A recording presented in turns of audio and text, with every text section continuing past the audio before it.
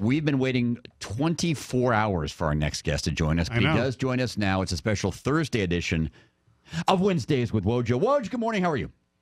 Happy Wednesday. How's everybody on this? It's Thursday. Wednesday? It's hump day today. It's Thursday. Yeah, did you get enough sleep because you couldn't, because of the Purdue game? Oh, it's Thursday? Yeah. Woj, how are you?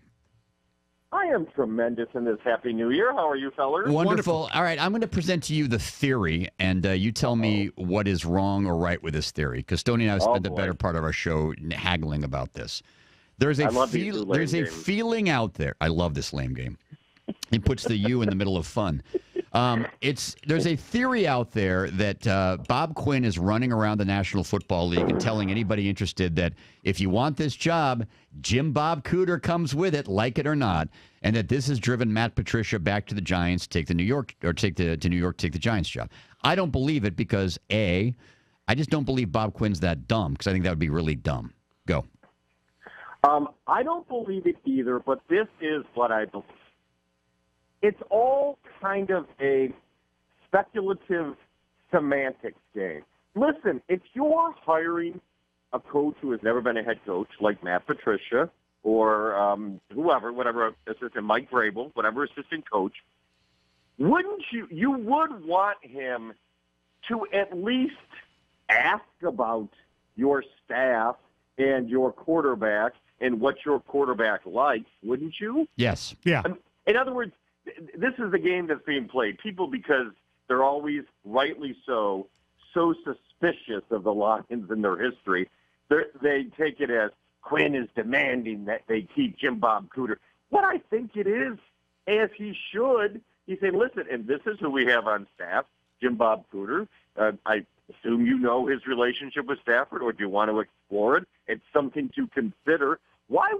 First of all, why would an assistant coach with no experience, why wouldn't he at least look into it and explore it a little bit, as long as it's not a mandate to do? And I don't think it is a mandate to do, because I spent 2 years people telling me, Martha Ford told Bob Quinn he had to keep Jim Caldwell, and that's why he's not going to fire him 2 years later, because she loves Jim Caldwell, and there's no way he's going to fire him. And I listened to that for 2 years, and I thought, I don't think that's true.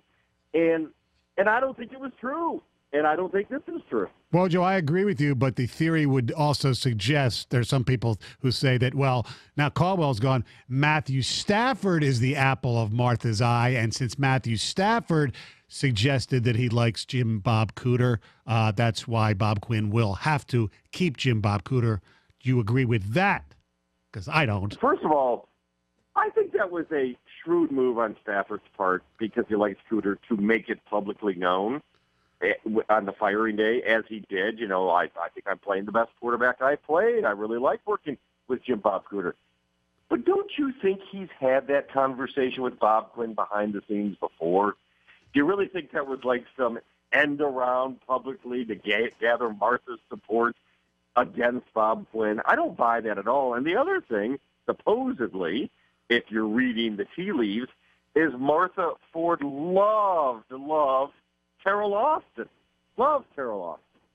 And there was absolutely no attempt to keep him whatsoever. He was allowed to interview with everybody except Green Bay, of course, and he's off to Cincinnati. So, I don't know. Once again, I think, you know what this is a little bit? I'm going to go ahead and say it. This is a little bit of sexism going on here with some people. Oh, if the female owner loves somebody, that means she's going to keep them no matter what. Isn't that a little bit of soft sentimentality? I don't think that's sexism. I think that's Ford history loyalism is what it is.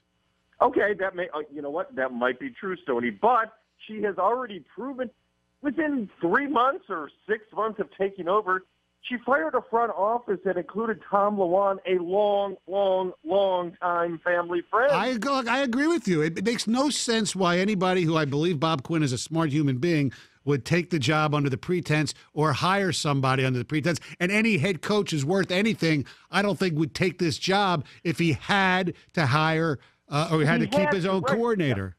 Don't get me wrong. I mean, we've had fun. Marth Vader, she comes through swinging sabers and okay, she's not like that, all right? But I don't think she's this softy sentimentality person. So no. if you remove that from it, now maybe the flip side, if you remove Martha Ford, maybe Bob Quinn, really being analytical, thinks that Jim Bob Cooter did unlock something in Stafford, and maybe he was hampered a little bit by his head coach. I mean, I think based on the fact that Quinn fired Caldwell and didn't fire Cooter, I think he thinks that Caldwell perhaps had something to do with that offense's lack of a running game as much as Cooter. So and he fired the offensive line coach. And exactly. Everybody but Cooter, quite frankly. So maybe it's just due diligence going on. I will say this, and I saw a report this morning with that Pat Shermer maybe now is going to Arizona.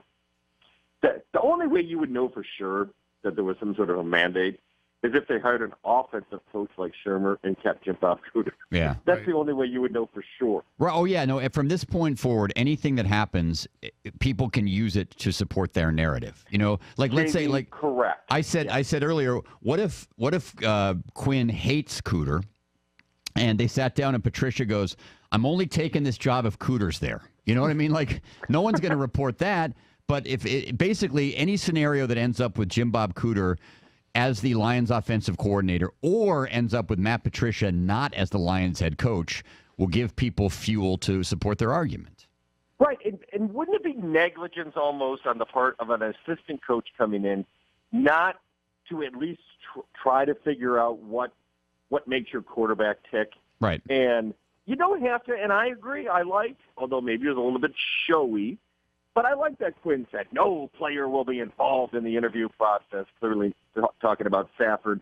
Okay, that's fine. Again, semantics maybe. You can certainly pick brains behind the scenes.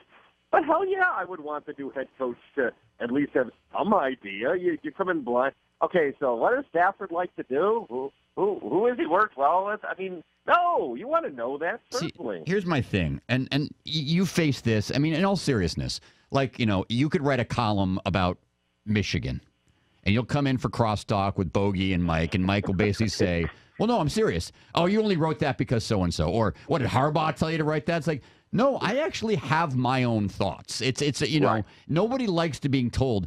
And I get Lions fans, and the word that somebody used earlier is traumatized. They have been traumatized over the last 60 years. But why they just naturally assume that Quinn is going to come in here and be a dope. And I just think it would be clumsy and dopey for him to go into the most important hire he's ever going to make, because this hire will make or break his career as an NFL executive and have any preconditions on it. That's just stupid. And so I tend to assume, and maybe I shouldn't assume, or at least hope, that he's not a dope. And I don't think that he is. Well, first of all, let me correct you on one thing. With Crosswalk, with Bogey and Valenti, they only paint me in the most realistic light. Yeah, oh, no, I know. I used to be part of those crosswalks. Oh, I know. Yeah.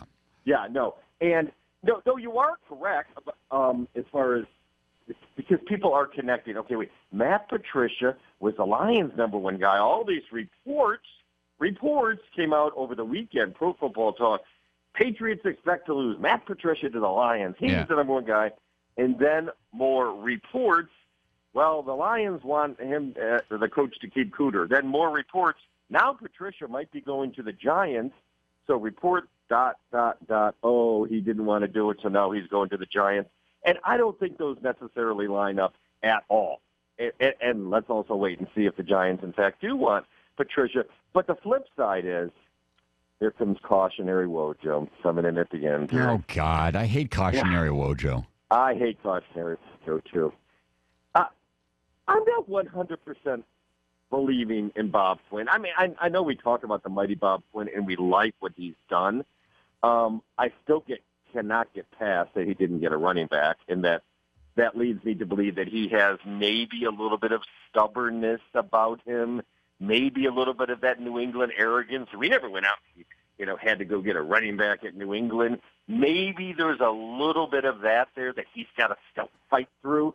So I'm not 100% positive he isn't doing something, but I'm not. I cannot believe it would be an absolute mandate for a coach to keep Cooter. And now that said, if the coach keeps Cooter, then how do we disprove? I know that's the problem. so be it. Whatever. Then we'll find out in a year or two if it was right or not. Well, maybe at some point there'll be a smoking cooter. I mean, a smoking gun. Well, yeah. Oh, yeah. Hello. All right, Woj. Stoney's house Saturday night, right? Great. Oh, yeah. What? Huh?